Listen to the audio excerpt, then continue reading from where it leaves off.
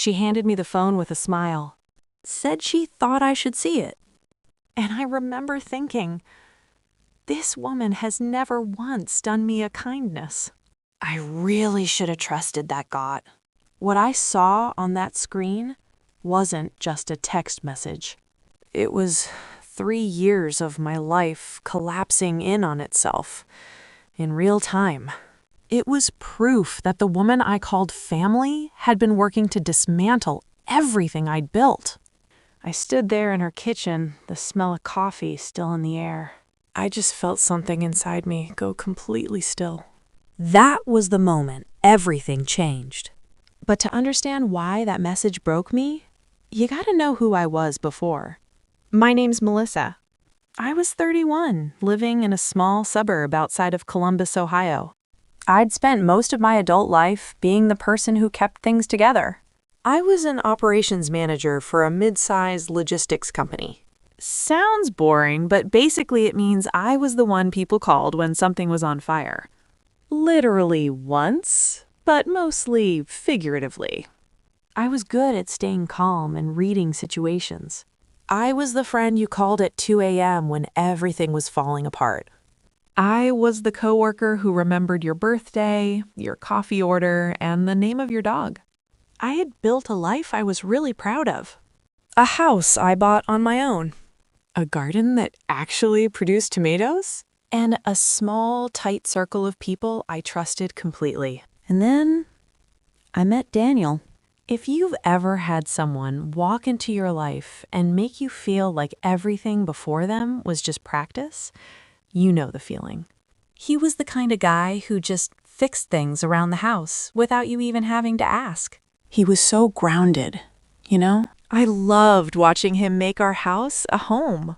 He also made a point to call his mom every single Sunday.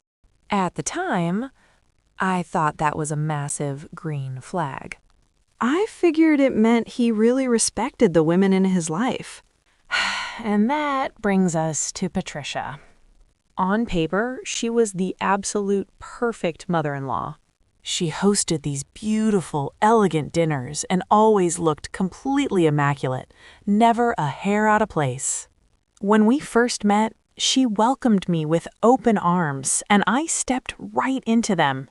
I had always wanted a mother-in-law who actually felt like real family, so I trusted her completely. What I didn't know was that Patricia already had a very specific plan for Daniel's life. She'd been quietly positioning another woman for him for years, and I was just in the way. But honestly, that first year of marriage was beautiful. We were completely absorbed in each other, just focused on building our life together in our new house and enjoying the quiet moments. Patricia was around, but she wasn't smothering us. She'd send us nice little gifts, like a crockpot for Christmas with a handwritten recipe. I remember telling Daniel how lucky I felt. It was during the second year that things started to shift. Just really small things at first. Patricia would call Daniel, and I'd notice his posture get kind of tense while they talked. When he'd finally hang up, his whole mood would be different. I'd ask him what they talked about, and he'd always just brush it off and say, "Nothing, just catching up." But there was this look on his face that I couldn't quite read. It was this really careful blankness. I didn't push it, but I definitely filed it away in the back of my mind. A few weeks later, we went over to Patricia's for dinner. It was just the three of us, since his dad was out of town. Everything started out totally normal, just regular small talk. Then, out of nowhere, Patricia casually mentions she ran into someone at the grocery store. She brings up this woman named Cassandra. She said it so offhandedly. It almost didn't even register at first. She goes on to say that Cassandra just got out of a really long relationship. And she makes this huge point to emphasize how wonderful Cassandra was looking these days. Her tone was super light, but the words felt incredibly deliberate. She said all of this with her eyes glued to her plate, cutting her chicken into these precise little squares. But when she finally looked up, She didn't look at me. She looked right at Daniel, and it was loaded with intention. That eye contact between them lasted maybe 2 seconds. But in that tiny window, the whole energy in the room shifted. I felt it instantly. It was like a cold hand right on the back of my neck. I didn't say a single word about it. What was I gonna say? Hey, your mom just looked at you weird? So I just poured myself more wine, forced a smile, and changed the subject. I spent the rest of the night telling myself I was just projecting. I was so used to being the calm, rational one who never started drama. I had literally trained myself to argue with my own gut instincts. By month 8 of our second year, Daniel started pulling away. It was super subtle at first, kind of like a tide pulling back. He was just constantly distracted during dinner. He started leaving the room to take phone calls. He'd pace in the hallway where I couldn't hear him, and he started coming to bed way later. The distance between us was just growing wider every day. When I finally brought it up, I did it really gently. He told me work was just super stressful because of a company restructure. I believed him, so I backed off and just gave him space. And then his mother started calling me. Not to talk to Daniel, but to talk to me. She'd never done that before. She'd call in the late morning when she knew Daniel was at work. She'd just make conversation about absolutely nothing. A recipe she thought I'd like, or some random neighborhood gossip. I'm honestly kind of embarrassed by how long it took me to figure it out. She wasn't just chatting with me. She was gathering information. Every single call, she was asking me questions wrapped up in sweet pleasantries. How was Daniel doing? Was he sleeping okay? Was work keeping me busy? And I answered all of it, because I was an open book. She sounded so warm and maternal. I completely mistook her surveillance for genuine intimacy. The turning point finally came on a Tuesday in October. I came home from work early because a meeting got canceled. I was just exhausted and wanted to relax. I walked into the house, and Daniel was on the phone. His back was to me, and he was speaking incredibly quietly. He heard me come in and spun around. Something passed over his face that I can only describe as pure guilt. He wrapped up the call fast. I asked him who was on the phone. He wouldn't even look me in the eye. He just said, "Mom." Just that, "Mom." I went upstairs and started running my bath. I just sat there for an hour. And for the first time, I let myself really look at what I'd been refusing to see. Something was very wrong. I sat on the edge of the tub and finally looked at the truth. I knew deep down he wasn't seeing another woman. That just wasn't his style. The real issue was something much more complicated. It was between him and his mother. It dawned on me how systematically I'd been pushed to the edge of my own marriage. Every whispered phone call was a brick in a wall. I realized something was fundamentally wrong. I kept finding myself completely on the outside of their dynamic. I wasn't going to just sit back and let this unspoken tension ruin my life. I made a decision right then and there. I was going to say something to Patricia directly. I was going to handle the whole situation like an adult. I planned to ask her if everything was okay, or if there was something I'd done to offend her. I just wanted to see if we could sit down and talk it out. Because I was a problem solver. I faced things head on. That Saturday afternoon, I got dressed with a sense of quiet purpose. I put on my usual practical clothes. I really needed to feel grounded. I grabbed my keys and my purse. I was preparing for a conversation I hoped would finally clear the air. Daniel was just hanging out in the living room. He was completely oblivious to the storm brewing in my head. He thought I was just heading out to run some standard weekend errands. He smiled and told me to drive safe. I stood at the front door for a second, looking back at him, and I deliberately chose not to tell him my real destination. Looking back, that instinct to keep it a secret was my gut doing its job. It was refusing to let me silence it this time. The drive to Patricia's house felt way longer than usual. My hands were gripping the steering wheel so tight. I rehearsed what I was going to say over and over in my head. I needed to be respectful, but I also had to stand my ground. I pulled up to her immaculate, upscale suburban home.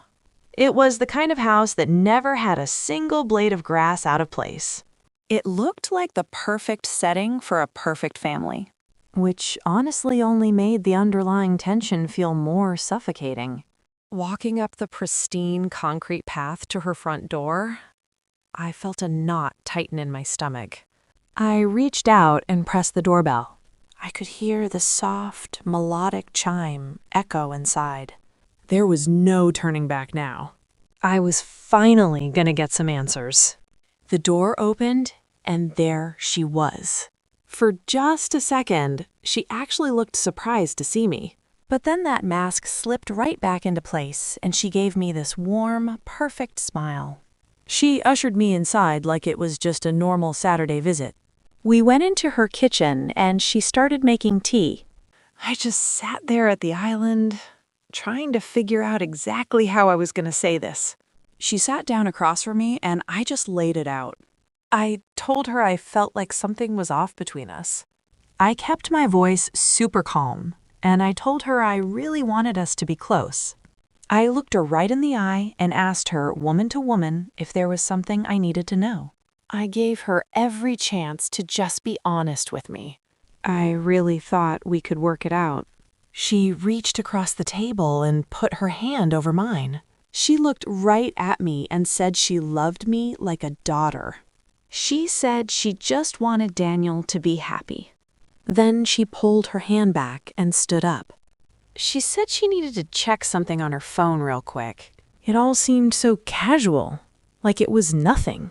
She picked up her phone, and then she made this little gasping sound. Honestly, I still don't know if she actually got a notification right then, or if she just decided it was time. She slowly put the phone down on the counter, right between us, face up. The screen was still lit up. The whole room just went dead quiet. She looked right at me. All that warm, motherly energy was just gone. And she said in this incredibly deliberate voice, "Melissa, I think you should see this." She slid the phone across the marble and turned it so it was facing me. I looked down at the screen. It was a text thread between her and Cassandra, and my stomach just dropped. I read the messages, and they went back for months. It wasn't just a casual chat. She was telling Cassandra that Daniel was unhappy, that I was too obsessed with my career.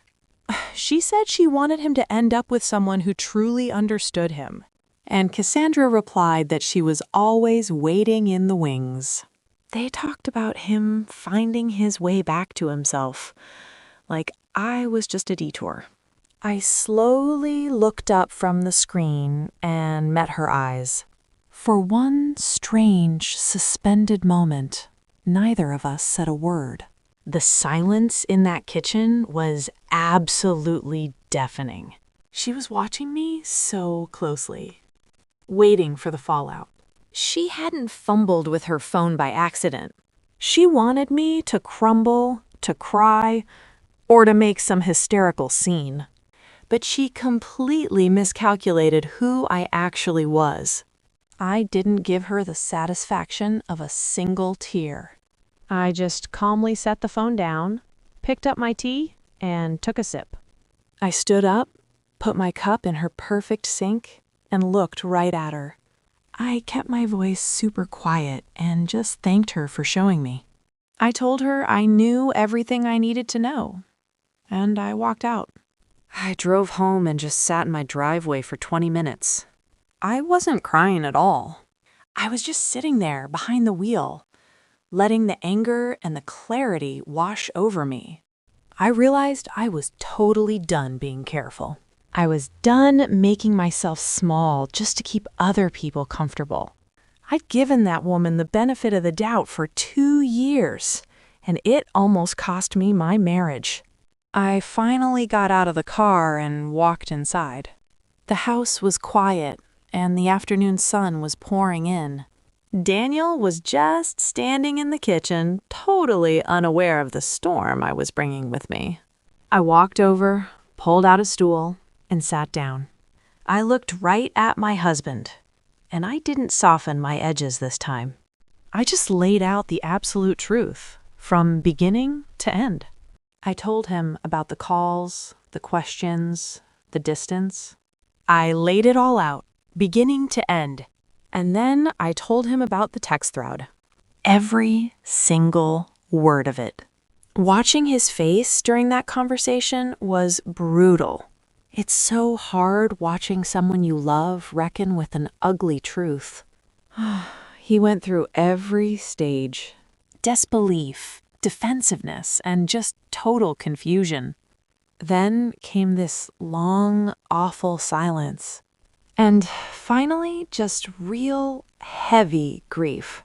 He had to look at the image of his mother he'd carried his whole life and let it completely change shape. We ended up going to couples therapy. Not because we didn't love each other. We really did. But that kind of damage doesn't just vanish. It seeps in, and you gotta clean it out carefully. Daniel went and confronted Patricia. I wasn't in the room for that, and I didn't ask for the details. He said she cried and swore she was just protecting him.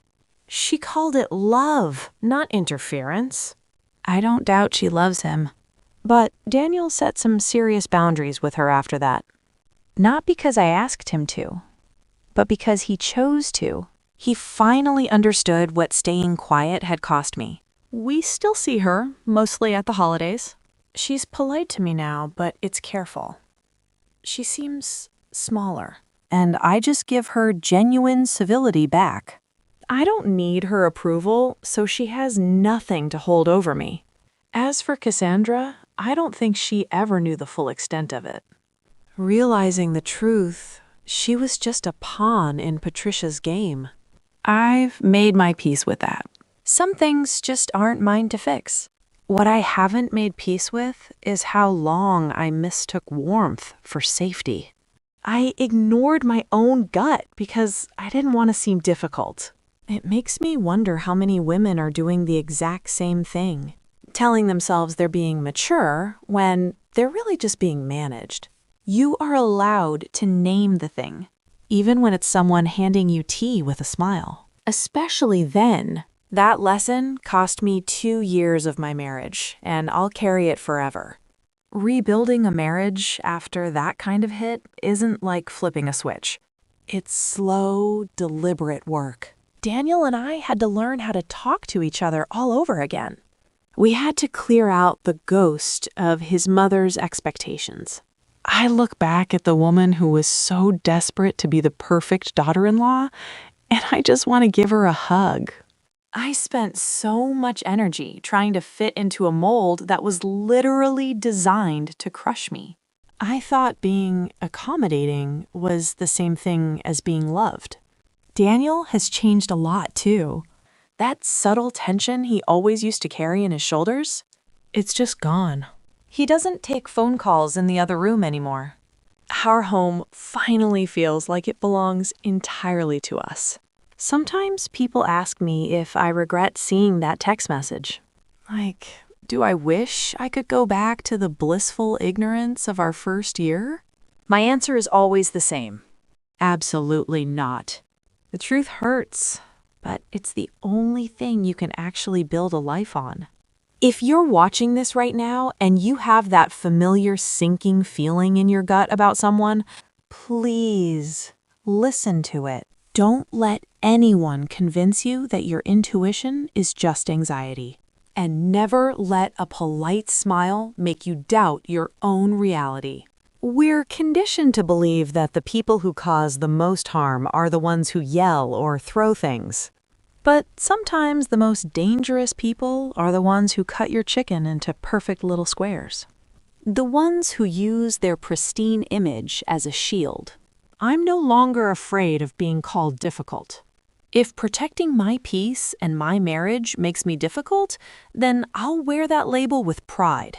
I've learned that difficult is usually just a word manipulative people use when you stop following their script. Daniel and I still have our hard days. We still have moments where the past creeps in, and we have to actively choose to trust each other again. But the love we have now is so much deeper. It's real, because it actually survived the fire. I didn't just save my marriage when I walked out of Patricia's kitchen that day. I saved myself. I reclaimed the woman who knows how to handle a crisis. The woman who trusts her own eyes. I get to choose who I keep things together for now. So to anyone out there who is shrinking themselves just to keep the peace, stop. Stand up. Name the thing. The fallout might be terrifying, but the freedom on the other side is worth everything. You are worth everything. It took 2 years of my marriage to finally learn that lesson. 2 years of second-guessing myself and pushing down my own instincts. But honestly, I wouldn't trade that hard-won clarity for anything. The worst betrayal doesn't usually come with yelling. Sometimes it comes wrapped in pastel cashmere, handed to you with a perfectly steeped cup of tea. And that's what really messes with your head. When I look at the life Daniel and I have built since that day, it feels entirely different. It's definitely not perfectly curated or sterile. It's a little messy, it's deeply lived in, and it's completely ours. Daniel had to mourn the mother he thought he had, and I had to learn to hold space for that grief. But through it all, we protected our home. We became a true team. We still see Patricia on holidays, but the whole vibe has shifted. I don't perform for her anymore, and I definitely don't need her approval. We keep a polite distance now. It's my armor, and honestly, it works beautifully. I'm sharing this because other women are doing exactly what I did. Overriding their own clarity just to keep the peace. Telling themselves they're being mature when they're just being managed. I was one of them for way too long. Your gut knows the truth before your brain accepts it. When your instincts scream that something is off, listen. Stop arguing with yourself to make someone else comfortable. It's never worth it. You are absolutely allowed to name the thing that's hurting you. You're allowed to call out the manipulation, even when it's disguised as sweet maternal concern. Actually, especially then. The fallout from speaking the truth might be terrifying at first, but the freedom on the other side is worth everything. I finally found my voice in that sterile kitchen, and I brought it back home where it belongs. That's the lesson I'll be carrying with me for the rest of my life. Trust yourself, protect your peace, and never, ever apologize for seeing exactly what's right in front of you.